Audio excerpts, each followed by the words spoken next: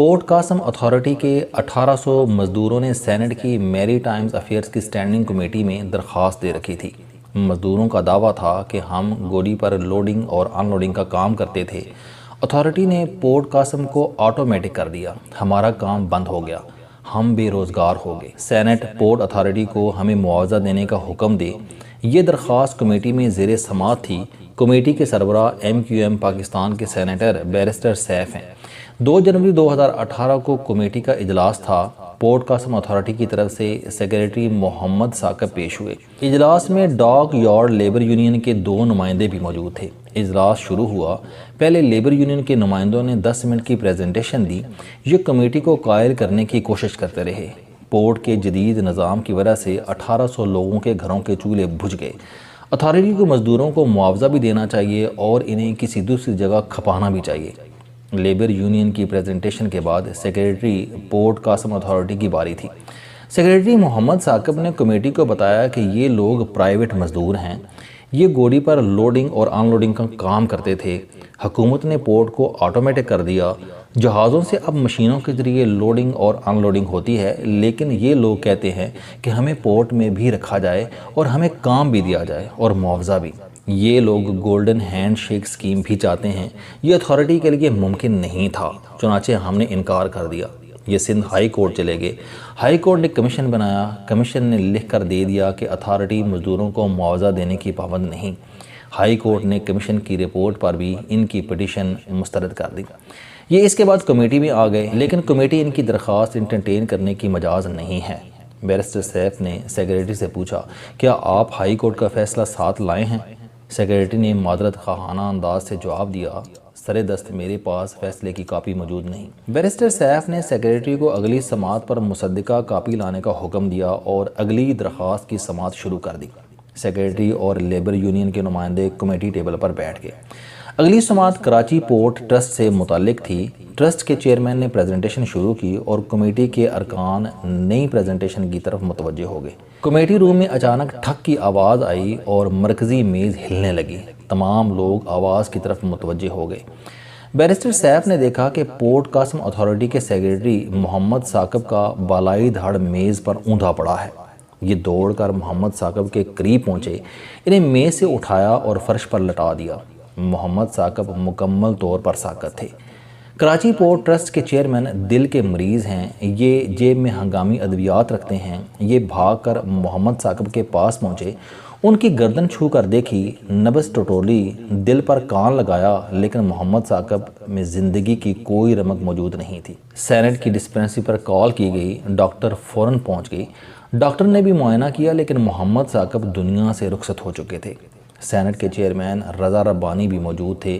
Chairman نے فوراً اپنا اسکواڈ منگوایا، محمد ثاقب کو گاڑی میں ڈالا اور ہسپتال روانہ کر دیا۔ کلثوم ہسپتال سینٹ سے قریب ترین تھا۔ محمد ثاقب کو وہاں لے جایا گیا، ایمرجنسی میں معائنہ ہوا اور ڈاکٹروں نے بھی ان کے انتقال کی تصدیق کر دی۔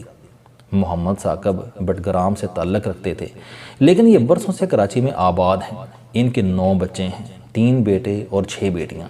ان کے بھائی پروفیسر عبدال نقیب اور ایک بیٹی اسلام آباد میں تھے۔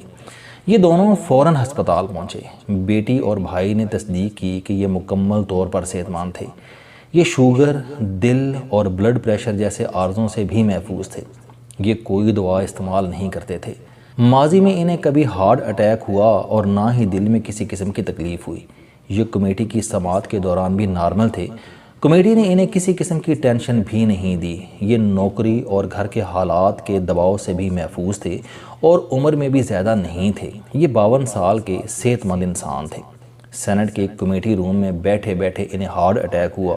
یہ میز پر گرے۔ یہ چند سیکنڈ میں دنیا سے رخصت ہو گئے اور پورٹ قاسم اتھارٹی، ڈاک یارڈ لیبر یونین کی درخواست، سینٹ کی اسٹینڈنگ کمیٹی اور ان کی زندگی بھر کی حسرتیں، یہ سارا سامان پیچھے رہ گیا۔ محمد ثاقب کے انتقال کو آج 5واں دن ہے، لیکن کوئی یہ یقین کرنے کے لیے تیار نہیں کہ محمد ثاقب دنیا سے رخصت ہو چکے ہیں، یہ نو مور ہو چکے ہیں۔ کوئی یہ یقین کرے بھی کیسے؟ آپ کے سامنے ایک شخص ہو، وہ پوری طرح صحت مند ہو، اسے کبھی کوئی شکایت، کوئی تکلیف نہ ہوئی ہو، وہ دوڑتا بھاگتا اور ہنستا کھیلتا ہو، وہ بااعتماد بھی ہو اور اس نے 10 منٹ قبل 12 سینیٹرز کو بریفنگ دی ہو اور تمام سینیٹرز قائل ہو گئے ہوں، وہ لائق بھی ہو، نیک نیت بھی ہو اور خدا ترس بھی ہو، لیکن پھر وہ شخص اچانک میز کی طرف جھکے، ٹھک کی آواز آئے، وہ میز پر اوندا گرے اور پھر طبی مدد سے پہلے دنیا سے رخصت ہو جائے۔ یہ کیسے ممکن ہے؟ کیا کوئی شخص یہ حقیقت آسانی کے ساتھ ہضم کر سکتا ہے؟ نہیں، یہ واقعی مشکل ہے۔ ہم میں سے کوئی شخص اس اچانک موت کو آسانی سے انڈرسٹینڈ نہیں کر سکتا، لیکن موت تھوڑی تھوڑی ہو یا پھر اچانک، موت ہے، اور یہ برحق ہے اور لازم بھی۔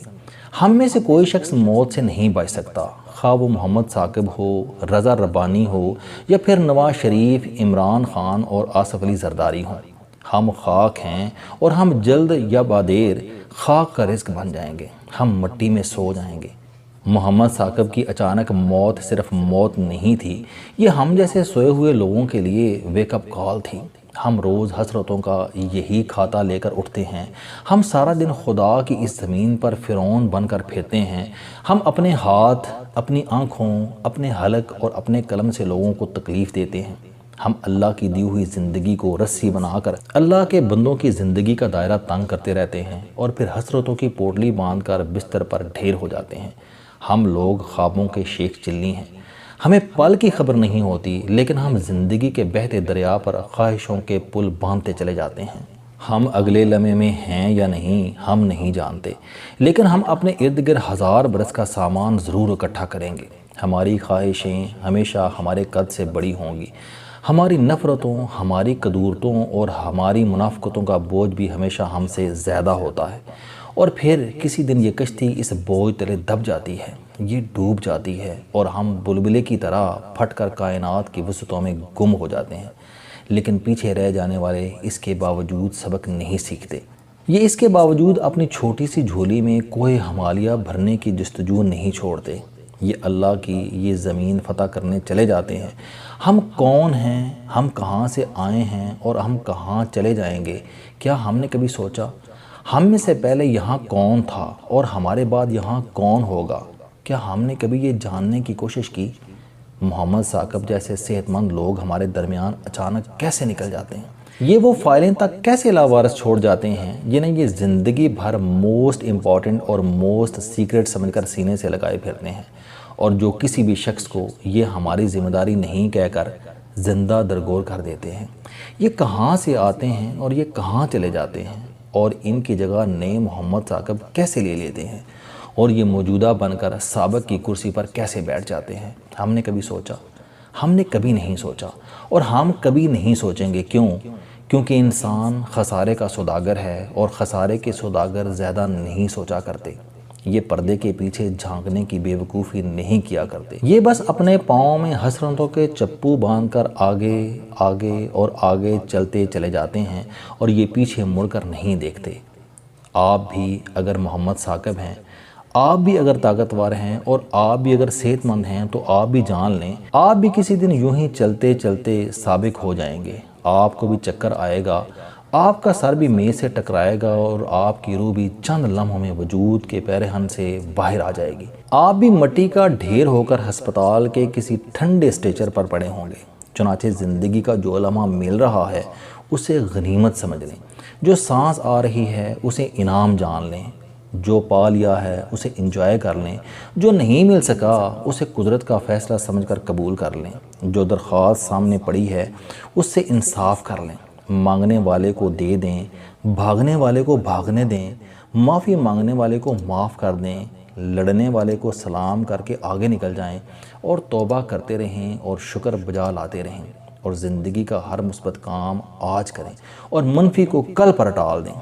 یہ زندگی ہو جائے گی، یہ شرمندگی سے بچ جائے گی، اور اگر یہ ممکن نہیں تو پھر یقین کر لیجئے جو ہی اچانک کسی دن آپ بھی لمبی ہچکی لیں گے اور مہلت ختم ہو جائے گی، اللہ آپ کو توبہ، شکر اور معافی کا موقع بھی نہیں دے گا۔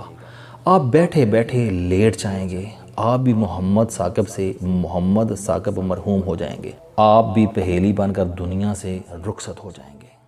السلام علیکم دوستو، علم دوستی چینل بنانے کا مقصد موٹیویشنل اور زندگی بدل دینے والی کہانیاں آپ تک پہنچانا ہے۔ مجھے خوشی ہے کہ آپ کو یہ ویڈیوز بہت پسند آ رہی ہیں۔